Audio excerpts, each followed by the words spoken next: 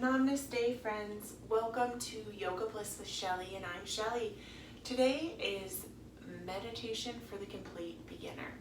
Knowing that meditation is not a one-size-fits-all. If you would like, you can grab yourself a blanket and a pillow, or you can also be in a chair, on a sofa, or laying in bed. Knowing that however you can go within yourself is good enough, and whatever that looks like for you is amazing. All right, friends, together, let us do this.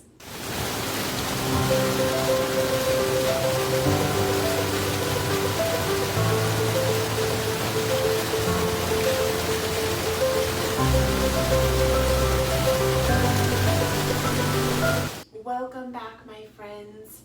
Today, as we embark on a journey of meditation for beginners, I really encourage you to find a space in your home where you can do this repetitively. In the bedroom is not the most ideal space because our mind associates the bed with sleeping, right? So some people I know, they fall right asleep in meditation, and not saying that that's a bad thing, that you want a different space. So I always meditate either here in this space, and I have my murtis, I have all my spiritual paintings and my crystals in here. So my mind associates this space with meditation. So my friends, allow yourself to get comfortable. If you want to sit in a chair and put your feet on the earth, if you want to do crisscross applesauce, I just took a blanket and folded it, as you can see, just in a nice square. And then I have a meditation cushion, or you could also use a pillow for this. The first thing with meditation is finding the seat, which in yoga is called sukhasana, which can actually be one of the most challenging poses. So just fiddle with your feet. Sometimes it's sitting in this traditional elementary crisscross applesauce. Sometimes you can put one foot forward, or the other one feels more comfortable. Sometimes it's a butterfly. Sometimes it's a hero's pose, which is just big toes touching big toes and coming back like this, or having some support underneath of here. Or it could be sitting in a chair, and if you need to lay down, you can also lay down. The whole premise behind sitting while we meditate is to activate the energy. And some of you may have heard or not of Kundalini energy. That's just the energy of the spine. And when we are in an upright position, we allow ourselves to activate that. So it's not a big deal though if you want to lay down. So just root yourself down. I strongly recommend having something to hold in your hand because you are a beginner and it can be challenging. And even if you've been meditating for a while, this can also be challenging. So if you have something to help you to hold, or even you can put a hand on the heart. And I really strongly recommend closing of the eyes. So from here, just rooting through the seat, moving that meaty part of the booty around, and knowing that the mind is going to come in. It's going to get crazy. The emotions are going to rumble, and knowing that that's okay and that you cannot do this wrong. I know that a lot of us have this false perception that meditation is supposed to make us this peaceful person. Yes, that is the end goal. However, I've been practicing meditation solidly for 6 years, and peace is not always what I get. It is just sitting with those emotions. So knowing that you don't have to try to alter your state, that the goal of meditation is to be with yourself, to show up for you, okay? So as we zip up, maybe just take a moment and just get your last minute wiggles out. I know I always get lots of angst and nerves and lots of things come. If you do wear glasses, I would strongly recommend taking those off. If you need to rub the face, get your last minute fidgets in. So this is where the mind will tell us lots of things. So straighten your shirt. I get lots of itches and things, and it's just fine. So if you have that thing to hold in your hand, and just putting the hands on the tops of the knees. And allow yourself just to zip up from the center and find a little length. If you're laying down, doing your best to lengthen your body, kind of like an arrow. And just settling here. And organically allow a breath to come in. allow that jaw to melt. And just allow that air to come out, almost like a sigh, like you have arrived. And I know naturally, my body, it likes to hunch and arch forward. So doing the best to inhale, raising up, really expanding through the front body as we allow that heart center to be open. And you can envision like pinching a pencil with the back of the shoulders, and really feel that activation through the core. And I know a lot of people think meditation is all about the mind. Well, it's also about getting the body in a good alignment so you can be comfortable in your body. And if our body is arched, if our head is too far forward or too cocked up, that can really affect us. So allow your body to settle into a position that feels good for you, that you can hold for an extended period of time. And it's like we're pausing and knowing that at any moment, if you need to swivel, sway, that's okay. Sometimes it can be really hard to just stay here. And bringing one hand to the heart here. Doing one more of those sighs as you bring a breath in organically. Elongating that exhale and allowing the jaw to float down. And knowing that breath, my friend, is one of your most powerful forces in the practice of meditation and mindfulness. Breathing just a breath that you bring in naturally. Could be through the nose, could be through the mouth, whatever feels good for you. And sighing it out a little bit louder this time. Finding that space in between the thoughts. Breathing that breath in.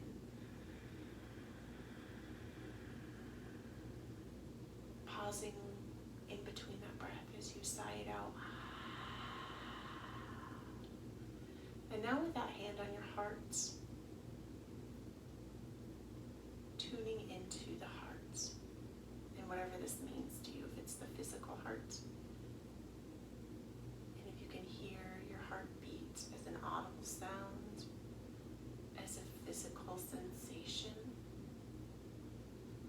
and allowing worries to melt away that you're not sure what you're doing, or if you can't feel your heart. If you can't feel your heart, focus on that exhale, bringing an organic breath in, exhaling out. In yoga, we use mantra.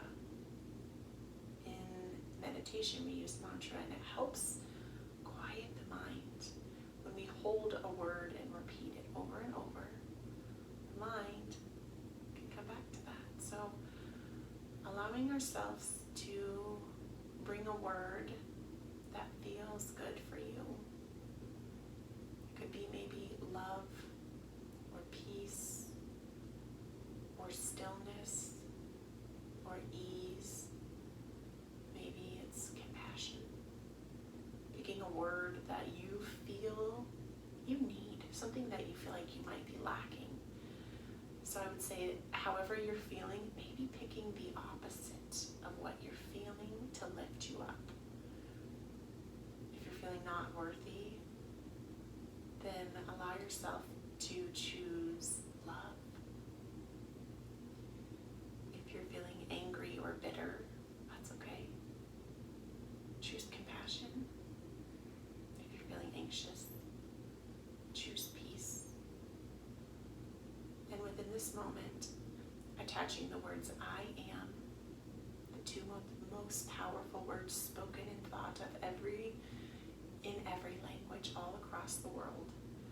So saying your I am and repeating that internally in your mind. So it's I am, and repeating it.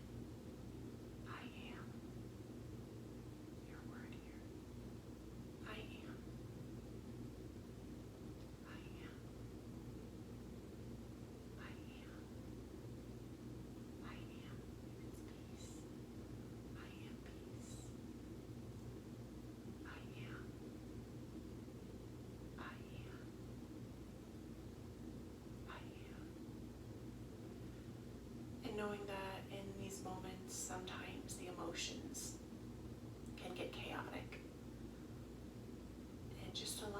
heart to keep open, and whatever that means to you.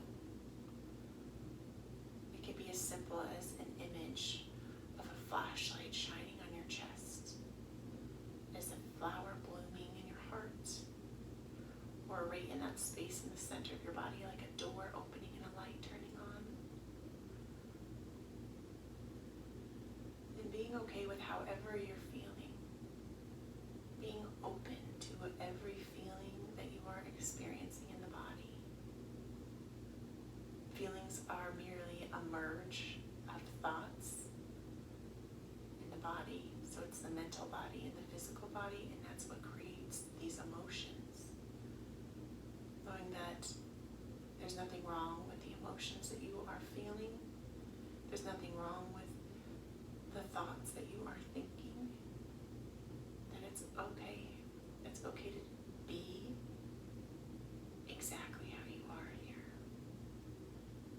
Wonderful work. Bringing that hand to that heart. If it's there, you can gently rest it down on the knee. Organically bringing that breath in. Melting the jaw away and exhaling. Good work. Bringing that breath in. This time allowing it to soar. Inviting that stillness and that peace within. Allowing it to dissipate.